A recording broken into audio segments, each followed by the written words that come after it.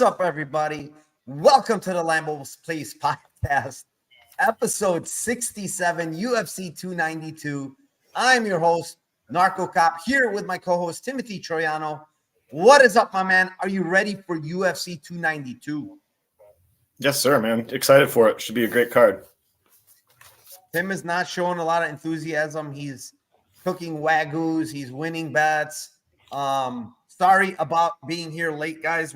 I was watching some boxing thing and doing some other things at the same time, but we made it, even though we're late, 20-some minutes. Sorry, guys. 46 of you in here. I appreciate each and every one of you. Let me go over to chat real quick. Shout out my chat. Victor De Jesus, the first one in here. Let's cash some motherfucking tickets.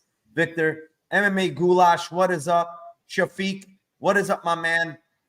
Let's fucking go and get ready for them Lambos. Yes, sir. Mushrooms in the hizzy. Flaming arrow. Big money this week. Let's go. Patrick, addicted to combat. One more sleep. Yes, sir, my friend. One more sleep.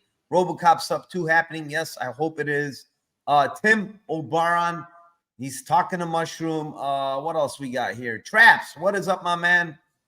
Who else? Fresh Gambles. What's good, my guy? Black M3. Let's go, Tim.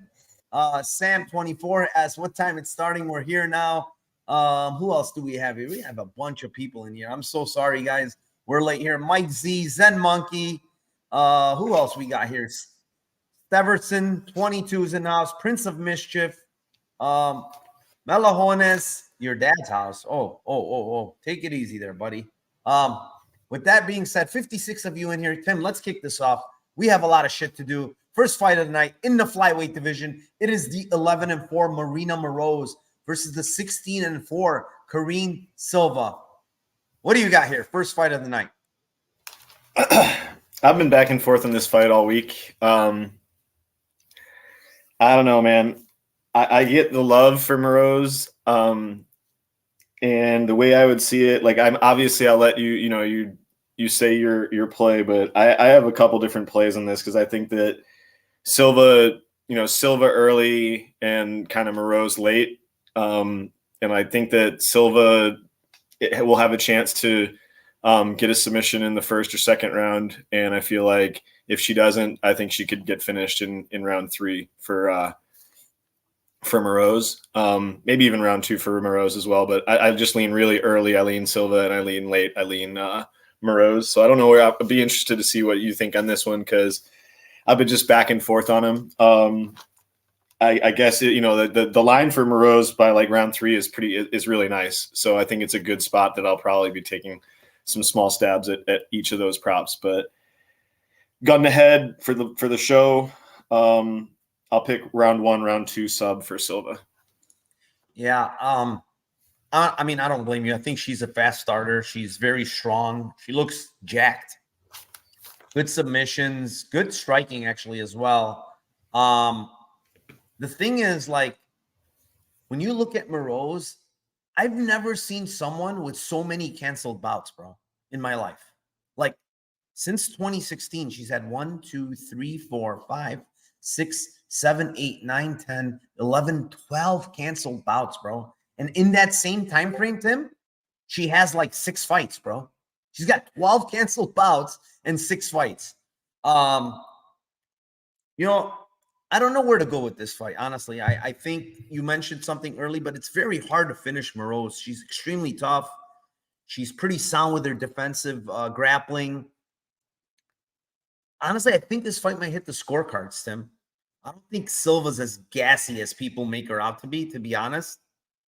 Like, if you look at the Contender Series fight, I mean, there was a lot of fucking grappling from that Asian chick, and it wasn't easy, It's that girl's very strong, good wrestler. So for me, I think this fight hits the scorecards. I don't know which way to lean, honestly, decision. Like, they're both around the same price, 270, 275. Probably split then, because I'm going decision, right? It's plus 380. It's just not the best price, but I feel like this fight is going to get the scorecards. It's going to be close, and I just don't know which way to go. So I'll give the split decision here plus 380. I don't think it's going to be a blowout one way or another. If it is a blowout, I think it's going to be on the Silva side, to be honest, and I think it's going to be early. Moving on, second fight of the night. It is in the flyweight division. It is the 13-7 Andrea Lee versus the 15-5-1 Natalia Silva. I will kick this one off. It's back-to-back Silvas, Tim. I'm going to fade the Silva. I'm going to go with Andrea Lee by decision, plus 410. I think that's a great price. Silva is tough. I don't know if Lee's going to be able to finish her, but I'm going to tell you something. This price at 410 on Andrea Lee, when she's fighting close against everybody, she is very good when it comes to the grappling. With the striking and the grappling. So she's been working on her wrestling a lot. I think she might be able to get a takedown or two here, maybe even 3. And we've seen, we've seen this girl getting taken down against Bleda. So I wouldn't doubt if Lee lands a takedown or 2. And she mentioned the wrestling. So give me Lee by decision here at plus 410. I don't know if Tim is here. Are you here, Tim? Oh, there you are. Sorry. Yeah, I think end split in this fight is fine. I think you got plus 400, could be closer than it seems. 2 strikers. I don't see much grappling success for either one. Might actually see some surprising success from Silva actually grappling here, to be honest. She was able to stuff all of Jasmine's takedowns as well as take her down. So I think people that are on Lee and think that she could grapple, a lot here, I don't necessarily see it. I think a potential close fight would actually lean by Silva by decision, but we'll go end split at plus 400. Yeah, I mean, you're right. Like, she has very good takedown defense against Jasmine, but she got taken down by Bleda, though. I think 2 times, if I'm not mistaken. And Andrea Lee took down her last opponent. What was her name? Macy Barber. 2-3 times, I think. So, I don't know, man. I think Andrea Lee, people are underestimating her skill. She's been robbed in a couple of these fights, so we'll see. Natalia Silva is definitely the quicker girl and probably the better striker here, but Andrea Lee is going to be in it to win it, in my opinion.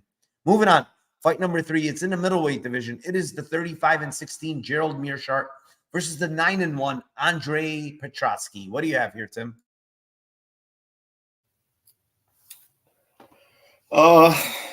I think you got to go back to the well on GM3, sub 2, sub 3, round 2, round 3, 1,000 plus 1,600, sub 2 plus 1,200, sub 3 plus 2,100.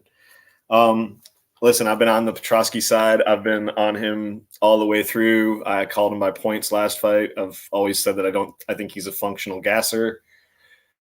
I just think that he's fought a bunch of guys that are just not GM3, and they don't have the gilly. The battle fight for me in this fight was kind of the clincher. Just you get a fight where it's very possible that Petroski fights a similar way here, that he goes for some big strikes early in round 1 trying to get GM3 out of there, and if he doesn't, then, or if it's a grapple heavy fight, then he could potentially get tired. And anytime you're saying that a guy that will put his neck into the potential guillotines and has been guillotined before, and now you're giving me GM3, which is signature move, and I've cashed so much on GM3 that it's just like playing with free money. So yeah, I also think a good hedge on it would be Petroski KO1 at 750, because I think like that's also a good path for him. I think like he's got, he does have power. I think that he's 50-50 in his KOs to subs. He's gotten all subs in the UFC. So I think, is that right? All subs? Or is he? Yeah. So I just feel like sub 2, sub 3. He's got who are you talking about? All subs? Petroski is 1 KO. He's got some KOs, yeah. I think 1 or 2. Okay. So yeah, I feel like he is a kind of an equal opportunity. He could bonk him in round 1 if GM3 starts off slow. When GM3 gets KO'd, it's usually really early in the fight. So I feel like if he survives, I think that the GM3 sub 2 and sub 3 and just round 2, round 3 as well, just to hedge it just a little bit, just in case he TKOs him. I don't think he does, but it's always good to have both. Yeah. I get it. I mean, a lot of people are on that, sub 2-3 and late round props on Meerschaert. And I've seen it before where Petroski slows down, like he slowed down against in that Contender Series fight. He slowed down, or tough. He slowed down pretty fucking bad against Battle. He got subbed. And then Jeffries, I think it was, who finished him. Aaron Jeffrey finished him in round 2 also. And before I go into my play, Terry Shaba, appreciate you, man. Thank you. Thank you for these kind words. We both appreciate it. I love the Petroski side, Tim. I just think this is a bad matchup for Meerschaert in the sense that you get a guy that's a good wrestler, that's very, very strong on top, with very good Brazilian jiu-jitsu skills, and I think it's a problem for Meerschaert. And the reason why I say that is, like, yeah, does Meerschaert have a lot of submissions? Yeah, I mean, I think he has 18, right? Or 27. He's got 27 subs, right? But the issue is, who is he subbing, right? Who are the guys that are subbing? So I went over it, and it's like, Bruno Silva, Dustin Stoltzfus, Mahmoud Meredov, Fabinski, Darren Wynn, Trevin Giles, Oscar Peixoto, Ryan James, all these guys that really, none of them are good grapplers. Not a single one of those guys are good grapplers, right? Then I look at the guys that he's lost to, and the one that sticks out like a sore thumb, that's a good grappler. Well, 2 of them. Jotko definitely killed him in the grappling, right? That's one. The other one is Jack Hermanson. Good wrestler, pretty good jiu-jitsu, right? And if you watch that fight, Tim, he completely washes him, takes him down. There's nothing fucking Meerschaert to do. He's getting mounted. He's giving up his back. He's getting mounted again. He's giving up his back until he eventually got choked out. I honestly see the same thing here against Petroski. Petroski's going to take him down. And honestly, I think Petroski might be actually stronger than Hermanson and might have better jiu-jitsu than Hermanson. And it's like, this is a bad matchup for him. This is a fucking terrible matchup for him, in my opinion. I like Petroski here. I think KO has value here, man. Ground and pound. This guy goes for a lot of ground and pound. And it's like 410 area, 430 area. It could also be sub, obviously, but I see this guy throwing a bunch of hammers. I mean, that Gilmore fight, he killed him. The fucking Hugh guy, he absolutely murdered that guy with ground and pound. The guy wouldn't give up and eventually subbed him. So I see him landing, like getting like to full mount and just raining elbows. And this guy is very, very heavy on top. I'm going to take a shot at the KO prop here at plus 430, I believe it is. Yeah, plus 430 on Bet Rivers. Way off the market. We're looking at 275 on DraftKings. So give me Petroski by KO plus 430. Moving on. Fight number 4. It is in the bantamweight division. It is the 19-8 Cody Gibson versus the 12-2 Brad Katona. I don't know where to go with this one either, honestly, Tim. It's like kind of like a toss-up, but it's not. I know, like, don't think, like, a lot of people think this fight hits the scorecards at a high rate, and fight goals is obviously juiced. But I kind of have a feeling this fight ends one way or another. Like, I don't know where. That's the issue. I don't know which guy is going to be able to, because Gibson does get subbed. Okay, he does get subbed. He's been subbed how many times here in his career? 4. 4 times. Yeah, he's been subbed 4 times. He's never been knocked out, so we know he's tough and durable, right, when it comes to that. And then when you look at the other side, like Katona, 2 losses, he's never been stopped, right? He's never been stopped in his losses. And now it's like, what's going to happen, right? Maybe Katona submission is what it looks like is the best outcome. It's plus 700. The thing is, though, with Katona is he gets hit a lot. I mean, he's tough. He's very tough until you're not tough anymore, right, Tim? We say that. So I'm going to take a shot on the submission prop on Katona at plus 700. Kind of have a feeling maybe later it happens. I don't think it's going to happen early. But I think he has the better cardio here as well. So maybe if he breaks him later in this fight, he might get that submission. So yeah, it's plus 700. The late round prop subs are probably really, really juicy. Might take a look at those. Go ahead, Tim. Yeah, I like that a lot, actually. I think that if there is some finishing upside in this fight, I think it could be late for either guy, and I think Katona sub is going to be live just from mistakes that Gibson makes. But I'll go a different route. I think the fight could be boring and both guys just clinching and going back and forth and nobody having a real big edge. So end split, I have 3 on this one. End split plus 380, Gibson by points plus 400, and Gibson by split is plus 1200. I just think like he might do just more damage just in the fight. Might be able to get some better opportunities, and I just don't think Katona does a lot in fights in general. But I do think like you said, I think that the sub line is wide for. I think that there's going to be grappling in this fight, and I feel like Katona could get his back in this fight. So yeah, I think it's a really good line. I think you're right on the later round as well. I would kind of lean that way as well, but yeah, I'll take a shot on the other side on the fight going and take the end split at plus 380. Lean on maybe Gibson, maybe by split at plus 1200. Yeah, I mean, look at the sub losses for him. Round 3, round 2, round 3. Tim, is that a sign? Yeah, three of those sub losses are late, right? I might be on it with you. I might be on it with you, to be honest, because I don't think I'm going to be betting the end split because it's kind of shit. And the split decision prop is. Yeah, I looked at that. It's 380. I mean, for a men's fight, like that's like a women WMMA type of split, 380 on a men's. It's kind of shitty. Yeah, I mean, sub and round 2, round 3 sub. I don't know. Might not hit, but let's take a shot. It's probably a huge price. And this guy's been subbed multiple times in late rounds. And Katona doesn't have the best BJJ, but he actually goes for submissions. No, he does. Yeah, I think, and he goes for back takes and things like that. And he actually loves the back. So I actually think it's a great bet. I think I might play that tomorrow, actually, just as a small stabs. All right. Does he even have any submissions? Yes. Katona? Yeah. How many? I think 4. Oh, yes, 3. That's even better. I didn't even look at that. And 2 of them, Tim, the stars are aligning, Tim. 2 of them in round 3. And guess who one of them is against? Bryce Mitchell. Yep. It's a good sign. The stars are aligning, Tim. All right. Let's move on because we have to do this pretty fast. Fight number 5. It is in the lightweight division. It is the 19-7 Kurt Holobaugh versus the 15-6 Austin Hubbard. What do you got here, Tim?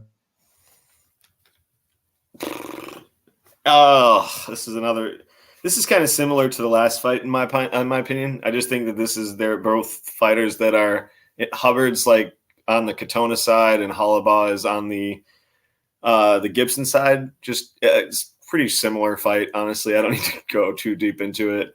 End split plus 500 though on this one, and I do think that Holobaugh is way more live than Gibson by points at plus 450. I don't hate that either. His split is plus 1400. I would be on those sides if I was going to pick a side. I just think that he does more damage and just generally strikes better. Like he's fought better competition. And I feel like Hubbard is. I don't know. I just don't feel like he's that good at all. And I don't think, don't get me wrong. I don't think that Holobaugh is that great either, but I just feel like he's going to do more. And I think he'll probably have a little bit more damage on this feet. And it's going to take like some takedowns from Hubbard and ability to hold him down. And just, I just feel like that's, I don't know. I just feel like it's a fight that I would rather have the plus money on Holobaugh plus 450 or whatever. And split plus 1400 and split 5-1. So what do you think? Yeah, I mean, that's another one. You're right. I was going back and forth. I'm like, what looks good here? Prop. What sticks out to me? Nothing really stuck out. But there's a couple of factors why I like this play a little bit. Obviously, this guy Hubbard's never been finished, right? I think twice by KO I meant. He's never been KO'd. He's been subbed twice, but he's never been KO'd, But he's very freaking hittable, man. He gets hit a lot.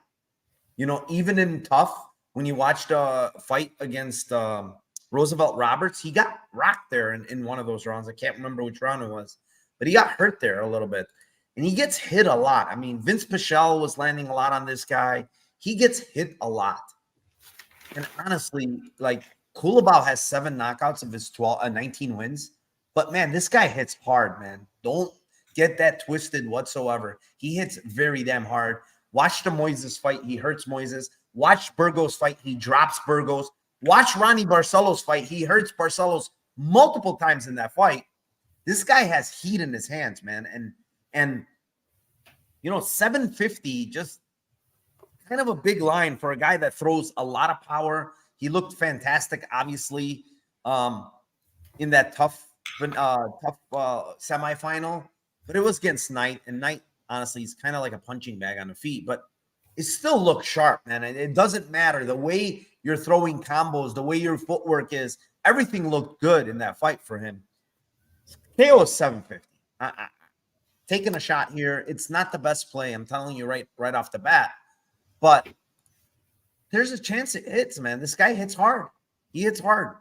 And I'm going to take a shot with a hard hitter against someone that gets hit a lot on the feet, and optics-wise, like, he gets fucked up a lot too. Moving on, fight number 6 in the middleweight division, 13-5, Gregory Rodrigues versus the 11-7, Denis Tiuliulin. I'm just going to give straight out sub here. It's not a Lambo play. It's a fucking Toyota Corolla play. It's 225 on DraftKings. I'm going there. I think he subs him. It could be round 1. It could be round 2. It could be round 3. It's probably round 1, round 2. But I'm going to go with the sub, Tim, plus 225. I don't want to get tricky. It's sub, and then I'm going to play sub 1 and 2. What do you like here, Tim? The same exact props. And you got to hope that Tiuliulin can last like he did versus Kirziev. And if you can do that, then you hit a 10-1. So plus the 225, and that's pretty good tickets, and you only lose the plus 380. So I think that's the way to go. I think that he also knows that RoboCop's gonna grapple here. He's gonna try to. I think it's a safe play and definitely willing to lose some more money on RoboCop by sub. I like listening to interviews. Him. He's saying, he's got to go back to his roots, to the grappling. He's been slugging it out. He recently got knocked out. I think that put it more in his head. Hey, I just got knocked out cold. Why am I not grappling? I'm a fucking black belt. This guy, Tiuliulin, is an ultra white belt on the ground. He's always gets subbed. Why am I going to give him an opportunity to knock me out and stay on the feet with him? He's saying everything. He says, I've been training with Wagner Rocha. I went to Texas working with all these high-level jiu-jitsu guys. I'm going back to my roots. And maybe he's fucking full of shit and he stands there and slugs again. And maybe he gets a knockout. But he said all the right things. He said sometimes when you get knockouts, which is very true, you fall in love with your hands and you forget about where you came from. So let's see. Let's see here. It's plus 225 again. 1-2 knockout. What's that noise? Weird noise. It's gone now. Okay.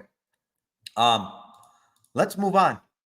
Fight number 7. It is in the middleweight division. It is. Wait, did you give this one out, Tim? Oh, you said same one. It's in the middleweight division. It is the 15-6 Chris Weidman versus the 19-8 Brad Tavares. What do you got here, Tim?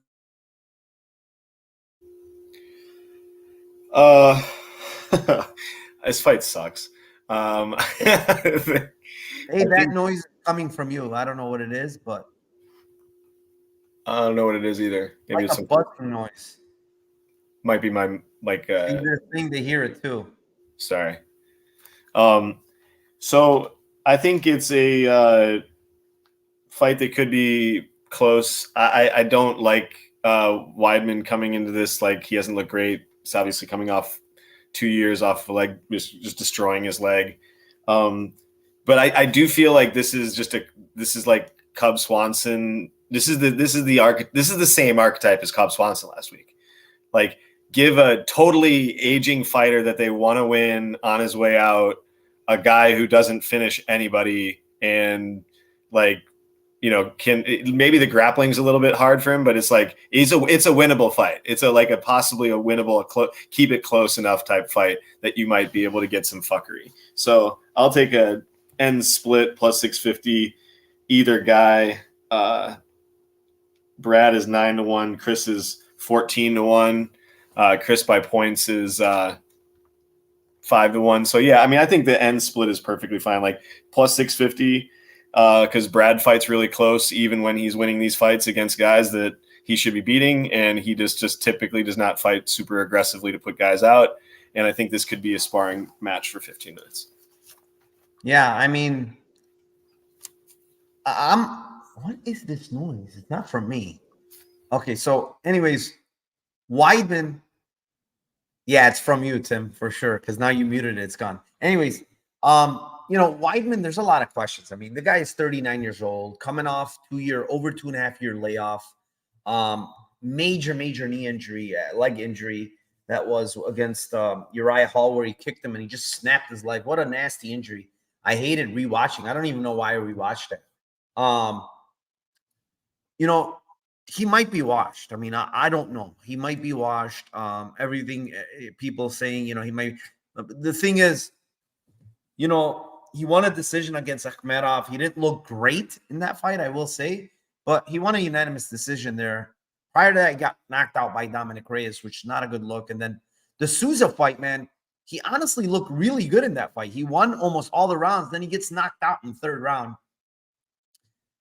The thing is, like, Tavares really doesn't knock anybody out, man. Like, he's got 19 wins. It looks like he hits hard, but only 5 of them are by knockout. Only one of them in the UFC, I believe, and that was against Jotko in round 3. And it's like, he really doesn't knock anybody out. And I think Weidman's chin is actually not as bad as people make it out to be. Like, he's eating knees, hellacious shots. Like, Sousa landed a huge shot, to knock him out. The other ones are kind of like knees and shit. Like the one against Musasi was a knee, against Romero was a flying knee. I don't know. I don't think his chin is bad as people make it. And Tavares is not a big hitter. And then, dude, Weidman, no matter how good Tavares' takedown defense is, he's going to get taken down if Weidman goes for takedowns. Akhmedov got takedowns against this guy, okay? He's not a better fucking wrestler than Weidman. Forget about it. And Weidman has jiu-jitsu, man. And he's been training with Thompson with the striking. It's probably getting a little better, the karate style. I don't like it. But I think low volume, Tavares, everything is in the making for him to get a win here. I'm going to go with Weidman decision. It's plus 500 because I do think Tavares is extremely tough. He's durable. I don't think it's easy to get out of there. So give me Weidman decision here, Tim, plus 500. I think it's too wide. Yeah, that's a good line, man. That's what I was saying. I think plus 500 for that, plus 650 for end split, and plus even 14-1 for him by a split is like, it's greasy. He's winning a greasy ass fight if he's winning a decision. I think. I don't think it's going to be him wiping the floor with him. You don't think he can get like takedowns top time though? I think he can. I do. I do. But I also think that the counter grappling of Brad is really good. Like, I just feel like that's not going to be easy. I don't think he's going to wipe him on the floor. I also don't think like Weidman over the last couple of years is like as elite as he was at those skills. So I just feel like it could be really close. I don't disagree that it could be like a round, like for sure that he holds him, maybe gets him down for a round and can do that. But I just think that the other 2 rounds, it's going to be cage push and just probably losing a little bit of the striking, but just Brad being timid. So yeah, I think it's great. I think it's a great call. So similar to last week. Yeah. Let's move on. Fight number 8. It is in the bantamweight division. It is the 22-8-1 Marlon Vera versus the 20-7 Pedro Munhoz. And I will kick this one off. I know, Munhoz fucking durable as shit, man. You can't finish this guy. He has kryptonite, All 7 losses by decision. Super, super tough. Very, very good calf kicks. Has power in his hands. Insane granite chin. And on the opposite side, Marlon Vera, everybody's kind of down on this guy after his loss to Sanhagen, where he got dominated. It says split, but it's baloney. It wasn't a split decision.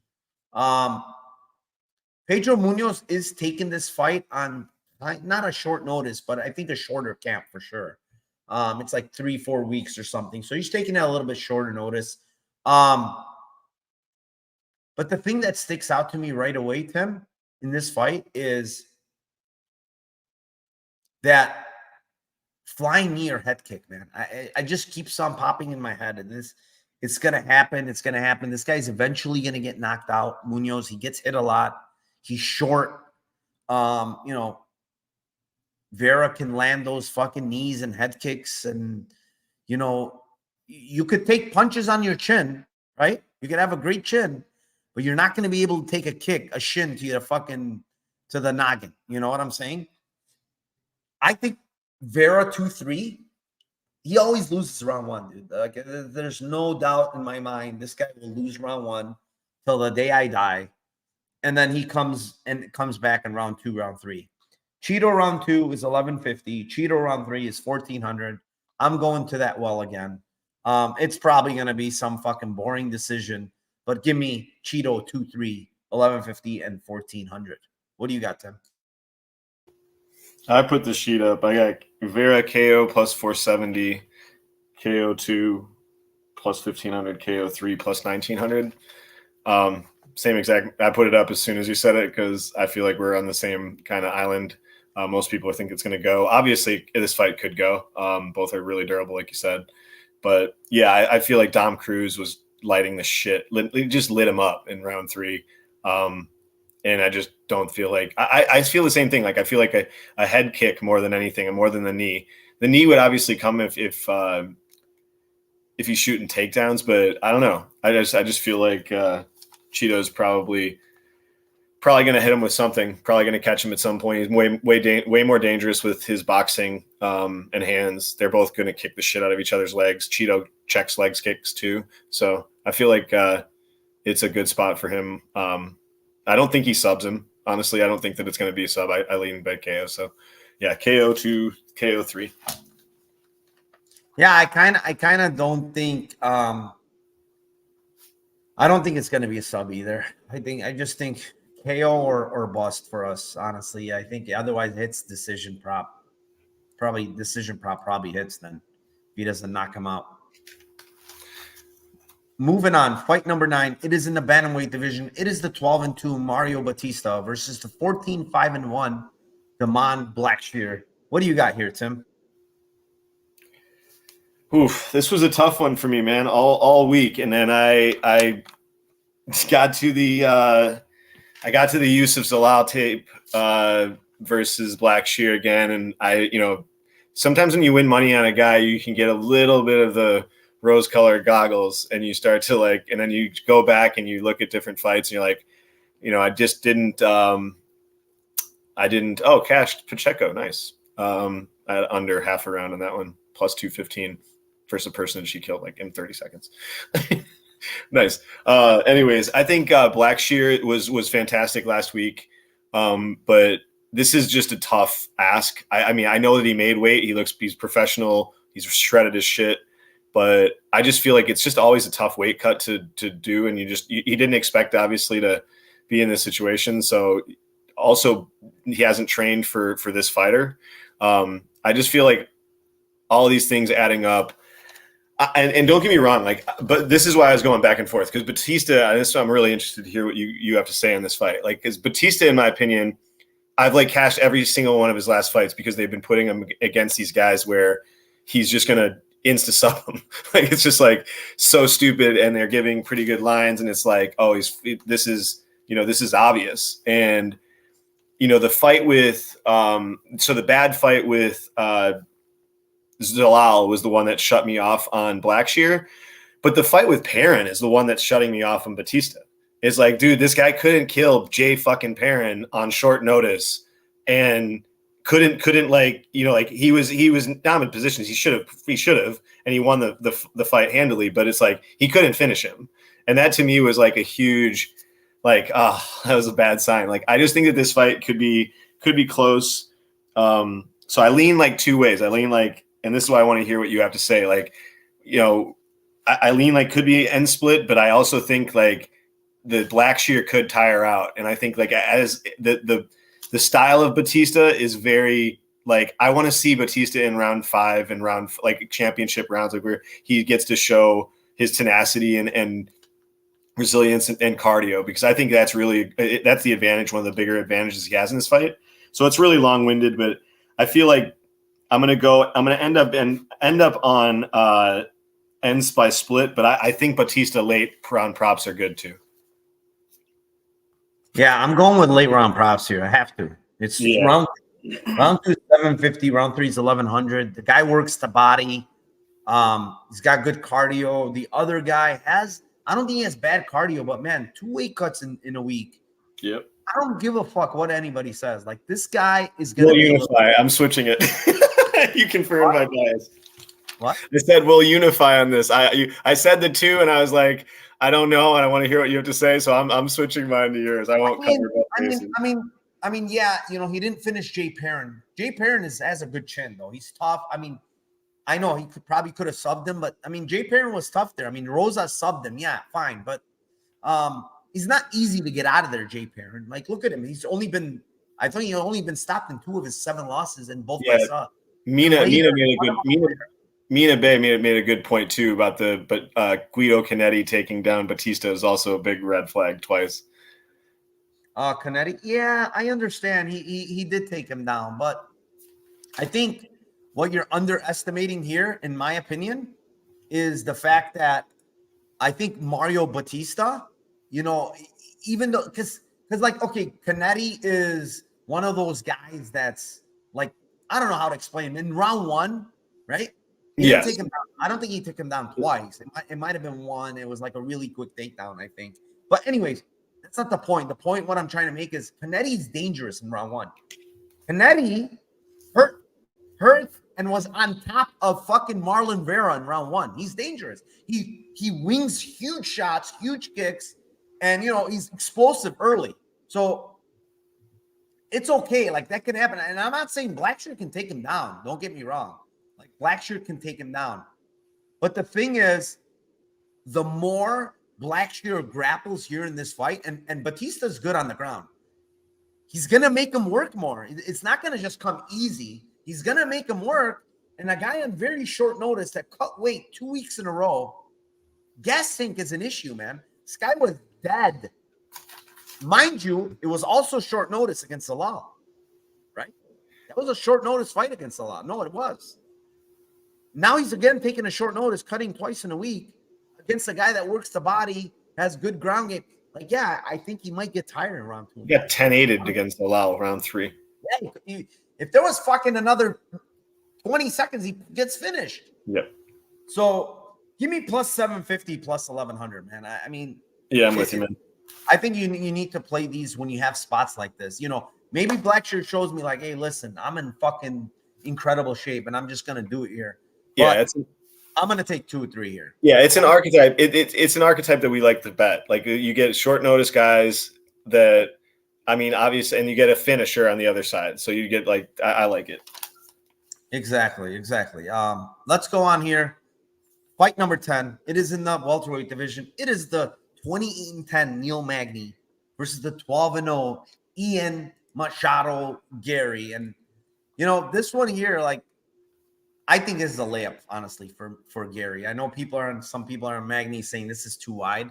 I think they're setting him up. I mean, short notice, up against the guy who's a way better striker, way faster, against the guy in Magny who has absolute pillows for fucking hands. Like, there's got to be pillows in both fists for this guy, because he has literally no power on his punches.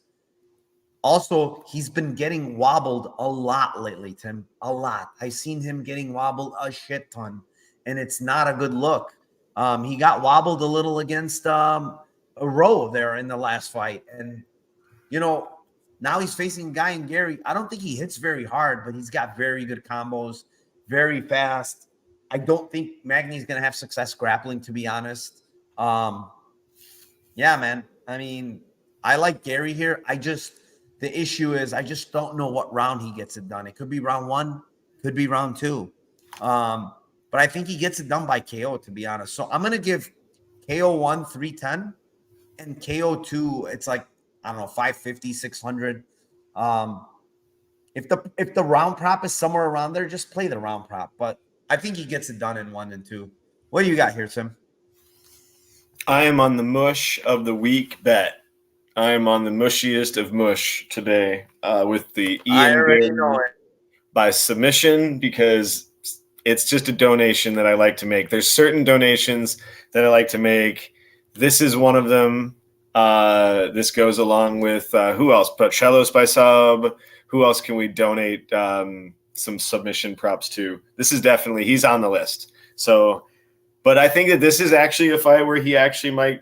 The only thing that puts me aside is that he's talking all this shit about, Neil beating his kids and wanting to probably beat the shit out of him. So, yeah, I think like sub plus 500 or sub plus 550 is fine for Garry. That's you're going to get a guy with Magny where he could clip him and then get the sub as well. Where if you just, club and sub is there live, but Magny could also try to clinch him. And if he tries to clinch him, I think that the grappling might set up. He might even be able to standing, get him standing as well with the sub. So yeah, I just think like, why not give it a shot? Magny's not the guy. I mean, I know that people are trying to fade Garry. I've been on Garry all of his last fight. I just don't think that these are the guys to fade him with. They want him clearly. They want him to win. All right. Let's move on to the co-main event of the night. It is in the strawweight division. It is the 23-3 champion, Weili Zhang, defending her title versus the 13-2-1 Amanda Lemos. What do you got here, Tim, for your Lambo? So I think like this is a really interesting fight. I mean, I think Weili is a better fighter. I think that she's a bit like the line I do think is like kind of wide if Weili doesn't grapple a lot. So like that's where I feel like if this fight is standing and it's Weili is not trying to grapple like proactively and like a decent amount, I just don't think that a lot of people would be like Lemos would be plus 250 versus a lot of people striking. So I also feel like Weili's the only kind of kryptonite that I see is like the durability and or chin at this point. I don't think that she's chinny, but I do feel like she's taken so much damage to this point in some of these fights. And she's like the type of kick that Rose caught her with. There's no way that you can't say that Lemos couldn't kick. Like if Lemos connects on the kick that she kicked Hill with, like that kick like knocks out 98% of WMMA. So I feel like Hill lasted in that fight and somehow, and then it made it a competitive fight. So, but I do feel like the physicality difference, and I do feel like the strength and grappling difference here is massive for Weili if she gets the fight down to the ground, barring getting like front choked, which is the front choke series from Lemos is really solid, and she has really strong grip. So it is dangerous. I'm not saying like she's like 10-1 on that is pretty, like, it's good if you feel like she's going to put her head in there in the first couple rounds. But I feel like this fight, like as it gets to like round 2 and round 3, if Weili is taking her down, I feel like just she's probably going to beat the living shit out of her, either ground and pound or just get her to turn her back and then sub her.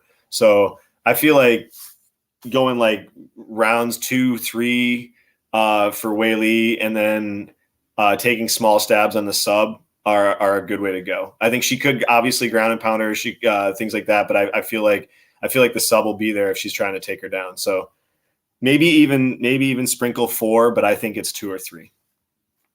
Yeah, I mean, everybody's on sub on Weili. Just don't get it. She doesn't go for a lot of subs, man. And I mean, Lemos been sub once, and it was like a weird type of submission.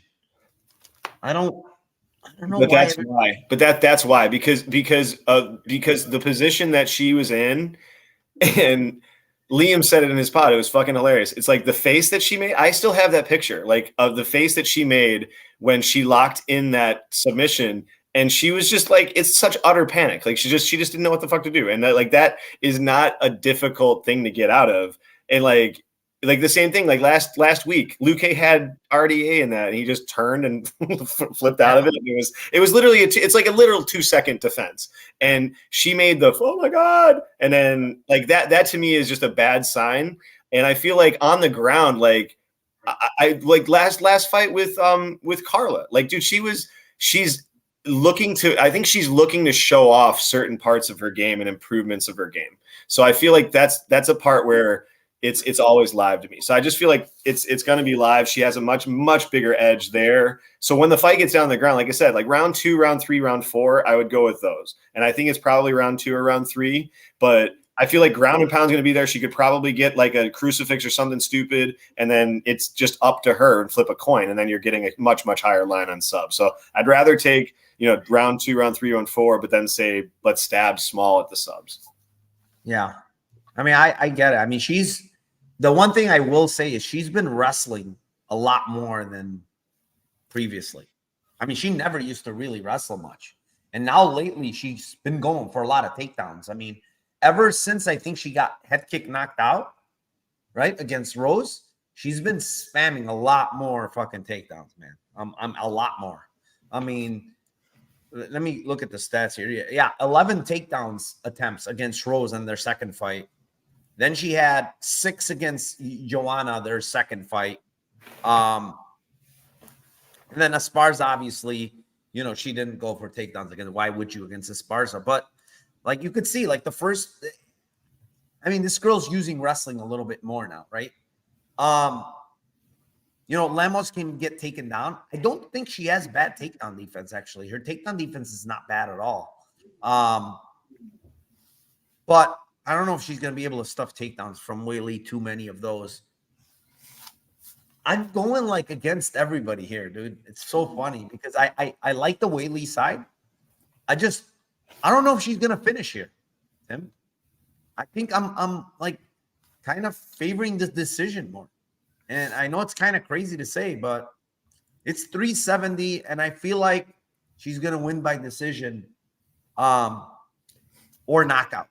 But I kind of lean decision. I think she's going to hit the scorecards here. I think she's going to win a dominant decision for the most part, maybe 4-1. She's just a much better all-around overall fighter. Now, yeah, I'm sorry. Like if she doesn't get her out in like the early portion of round like 4, I'm with you. I feel like it or if it's not like heavy, like she was tiring out hard in 4 and 5 versus Rose. So I mean, thinking that was also part of the reason that Rose was able to get her down too. So I feel like, and kind of like, I don't think that you're wrong. I feel like if it gets to the end, like if it gets, I don't. That's why I wasn't saying like confidently 4 and 5 in the fight, and I was going like 2-3 and mainly leaning 2-3 for the finish. But I think early 4 it's possible too if she's grappling. So I just feel like if she doesn't get her out in the early rounds, I feel like I think it's very live. What you're saying is very live. Yeah, and also, she's been preparing for 5-round fights. Like she's been a main event a couple of times already. And last time, to be fair, against Marina Rodrigues, she looked like incredible shape in the 3rd round. Like she was not tired a bit. Lemos wasn't tired a bit. So I know a lot of people are saying, oh, cardio, big cardio edge. Is it a big cardio edge with Weili Zhang here? Like, I don't know. I don't think so. Weili Zhang, like you said, she was slowing down in those late rounds against Rose. So, I mean, maybe she has some type of cardio edge. I don't think it's a big cardio edge, in my opinion. Like, yeah, she looked good against Joanna and like you mentioned, Rose, she was slowing down a lot in that fight. So, I think this fight hits the scorecards possibly, man. It's a big plus money number. You don't really see this in 115-pound women MMA, right? Look at the fight goes, Tim. It's insane. It's plus 250 fight to go in a women's strawweight fight. It's incredible for me. I mean, that's a crazy line. And, I might be off, but I'm going to probably take a shot on Weili plus 375 decision prop, honestly. With that being said, before I go on to the main event, 128 of you in here. Thank you very much. Smash that like button down below. Subscribe to the channel if you haven't, and hit that notification button so you can get notified when we go live here on my channel. With that being said, Tim, let's go on to the main event of the night. Everybody's been waiting for it. It is in the bantamweight division. It is the 23-3 Aljamain Sterling versus the 16-1 Sean O'Malley. And I will kick this one off. I am again going against the grain here. Give me Aljamain Sterling by KO at plus 650. I think the ground and pound is coming to him. It is live. Everybody's going with the sub on his side or the KO on the O'Malley side. Well, guess what? He is going to ground and pound him, Tim. And it's going to be a vicious knockout with ground and pound. So give me the KO prop. I know O'Malley's tough, man, but give me the KO prop here on Aljamain Sterling at plus 650. Because if he gets the dominant positions on the ground, that means a mount is very possible. He's the much better grappler. And if the mountain's there, he's going to be raining hell down on O'Malley. So give me the plus 650 on the KO prop on Aljamain Sterling. What do you got, Tim? All right. So I'm on the same prop. So I do think it's Aljo KO. I think it's ground and pound. There's a same game parlay that you can do on DK, and it is money line, Aljo, most takedowns, tie on knockdowns, and ends by KO, and it's 16-1. So it's the same thing, but it's fucking awesome because that's basically what he does. So yeah, I just think that that's the ground and pound. That's like if that's not him knocking anybody, nobody's getting any knockdowns. So I just feel like that's a really good spot to take a small stab at 16-1. And but I'm with you, man. KO, he's going to be looking to fucking kill this guy in the first 3 rounds, and I wouldn't be shocked if it's round 1 or round 2. Yeah, I think he's going to murder him on the ground. And yeah, the sub is obviously super, super live, but I feel like he's going to try to send a message and beat the living shit out of him with some elbows. All right. That is all 12 fights. 122 of you still in here. With that being said, Tim, let's go ahead and give our Lambo play. I will start this one off, Tim. It is going to be Weidman by decision plus 500. I'm shooting for the moon today, Tim. I can tell. Weidman by decision plus 500.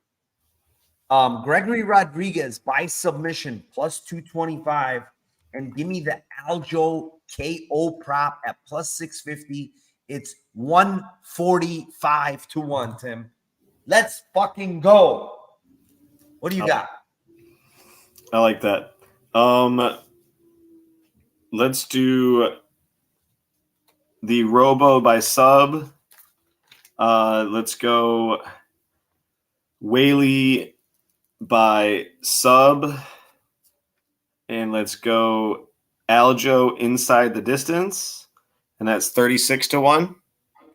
And then let's go Garry inside the distance. Add that, and it's 60-1.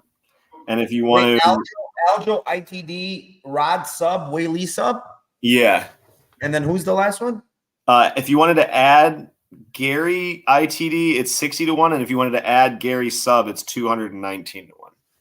Yeah. All right. Fair enough. 124 of you still in here. Thank you. Appreciate each and every one of you. Should be a great night of fights tomorrow. UFC 292, guys. Smash that like. Subscribe to the channel, please. And Tim, let them know where they can find you and what you have going on, please. Tomorrow we're off. No, Sean or me are not doing the Twitter Spaces live. We've got some things that we got to do. I'm going to a golf tournament at Olympia Fields tomorrow with a buddy, so I'll be missing that. But I'll be coming back just in time for Spaces, live Spaces, and the fights with you later on. So usually you can catch me there, but not tomorrow. So hold on, no live Spaces tomorrow for you? I'll do live Spaces with you, but I will not do the Twitter Spaces with Sean. Yeah, but I will. Can he not do it, or you can't do it? He initially thought he wasn't going to be able to do it, and then I made plans with this, and then it's so. I got it. Okay, all right, sounds great, guys. You can find me at NarcoCop on Twitter. If you want to shoot me any messages, go right ahead. Ask me any questions. I'm cool. Hit me in the DM, and also hit Tim in the DMs. He's always down to answer questions. Thank you very much, guys. Good luck tomorrow, and let's fucking cash those tickets for UFC 292.